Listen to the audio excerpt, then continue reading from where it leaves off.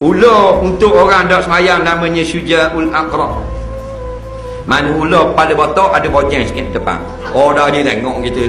Ular ini kita takut dah tengok anak kondang. Nah, lilitang besar tekak uta. Tekak uta bukan tekak ayam ni. So ni tekak uta bawah. Nah, dah kalau tubuh besar ni ular takkan panjang ni ular. Ular kepala otak apa? Tubuh besar ni panjang ni, tu bukan ular. Tu batu pelapik rumah. Kalau tubuh panjang ni tak ada 30 lebih ular. Syuja'ul Aqra ni mu nak ke darah siapa? Mu nak ketik siapa? Orang tak semayang.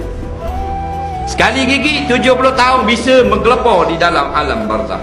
Dalam akhirat bangkit, hal mukanya hitam, jalan muka dulu, kaki tak atas. Dia yang diletak dalam neraka sakar, waktu bik tali perut, tubik ke ulu. Allah sakit. Tapi dah nak buat gua ni, dia hati gelap. Lebih pada paksi sutung kita hati.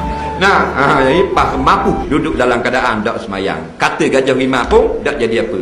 Takut jadi begitu. Hak dini gini, inna syaqiyya la syaqiyya fil azab, daripada azali lagi dia telah ditakdirkan sebagai orang celaka, maka duduk dalam dunia jadi celaka, mati pun mati celaka, baki di pada masyarakat celaka, balik ke tempat celaka, iaitu api neraka Allah. Nah, na'udzubillah jadi orang yang celaka seperti ini.